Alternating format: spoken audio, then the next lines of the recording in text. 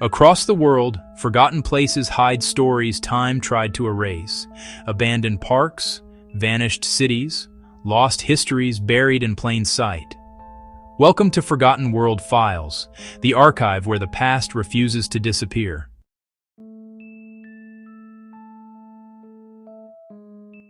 Nara Dreamland's story doesn't begin in Japan. It begins in Anaheim, California in 1955. The world had just witnessed the spectacular opening of Disneyland, a place unlike anything ever built. Its mix of fantasy, engineering, and cinematic design captured global attention. And among the international visitors who toured Disneyland in those early years was a Japanese businessman named Kunizo Matsuo. Matsuo wasn't just impressed. He became obsessed. Japan at the time was stepping into a new era. The war was over, the economy was rebuilding, families were growing. A rising middle class was discovering leisure for the first time. Matsuo believed Japan needed a grand, modern amusement park, a symbol of hope and progress. So he reached out to Walt Disney Studios directly. For months, negotiations took place. Matsuo wanted a full Disneyland license. Disney wanted high fees and full creative control. The deal fell apart. But Matsuo didn't give up the dream. He brought in former Disneyland engineers, studied the American park in meticulous detail, and made a bold decision. If Disney wouldn't build in Japan, he would build it himself. What emerged would become one of the most fascinating and controversial amusement parks in Asian history. In 1961, after years of construction, Nara Dreamland opened its gates. And for thousands of families who visited that first day, it was breathtaking. A grand Main Street-style boulevard welcomed guests, lined with pastel buildings modeled after early 20th century Americana. At the end of the street stood a familiar sight, a towering fairy tale castle, echoing the silhouette of Sleeping Beauty's castle in Anaheim. A scenic train circled the entire property. There was a jungle cruise, complete with animatronic wildlife. A Matterhorn-style mountain coaster loomed over the park, and classic carnival attractions filled the midways. For families in the 1960s, Nara Dreamland felt like stepping into an American fantasy world, without ever leaving Japan. What made it magical wasn't the rides themselves. It was what the park represented: joy, optimism, a future full of possibility. This was the golden age of Japanese family entertainment, and Dreamland stood at the center of it. Throughout the 1960s and 70s, Nara Dreamland drew millions of visitors every year. Schools organized field trips. Families traveled from distant prefectures. Honeymooners even took photos in front of the castle. But the park did face growing challenges.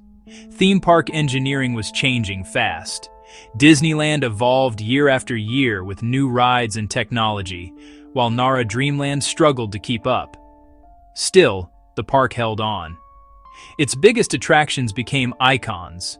The Asuka, one of Japan's largest wooden roller coasters, became a rite of passage for thrill seekers. The Screw Coaster, a steel looping ride, was famous for its intense dive. Adventure Lagoon offered boat rides through lush artificial jungles.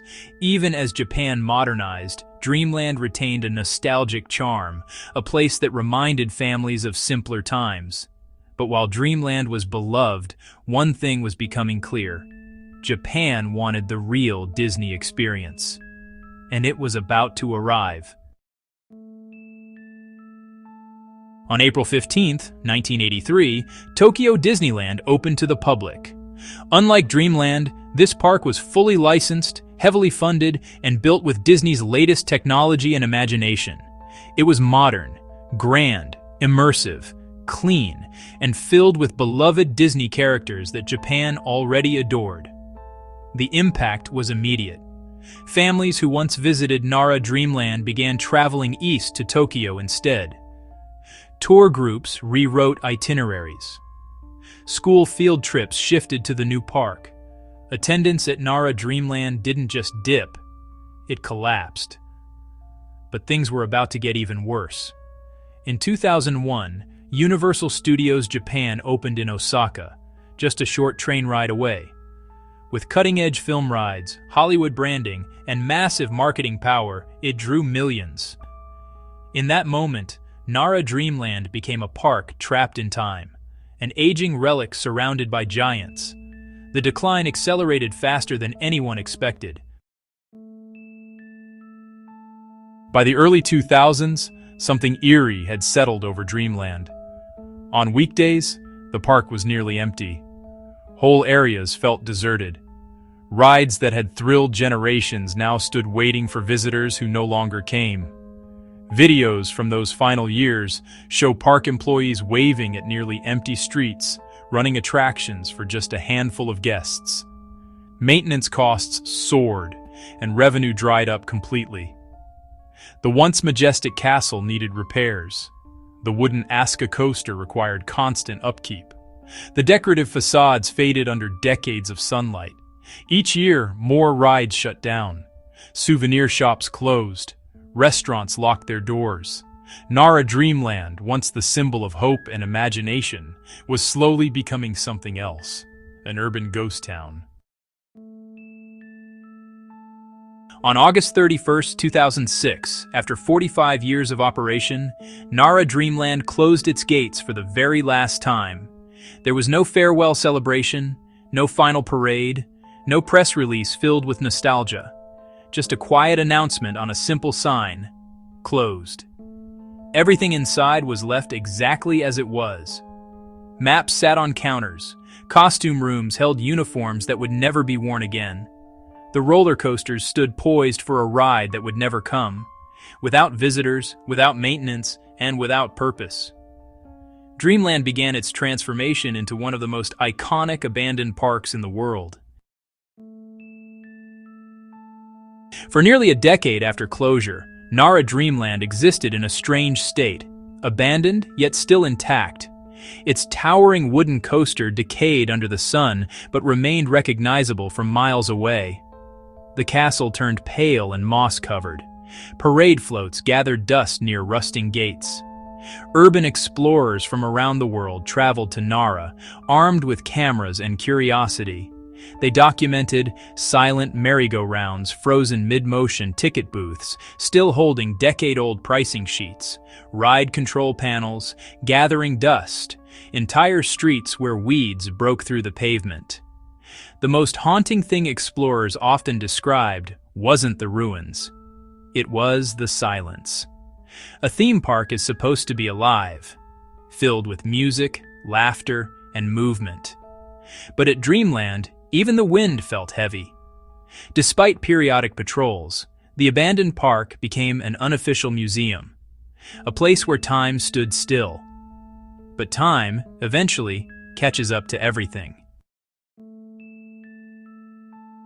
In 2015, after years of uncertainty, developers finally purchased the land, and in 2016, demolition began. It wasn't quick. Removing a theme park, especially one as large and old as Dreamland, is a slow and delicate process. Rides were dismantled piece by piece, buildings were gutted. The roller coasters, once symbols of excitement, were reduced to piles of wood and steel.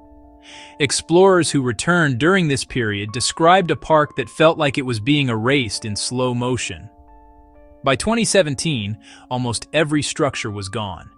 The castle, the mountain coaster, the Aska, the entire Main Street, all flattened, removed, or built over. Today, new facilities stand where Dreamland once sat: sports fields, dormitories, and modern buildings.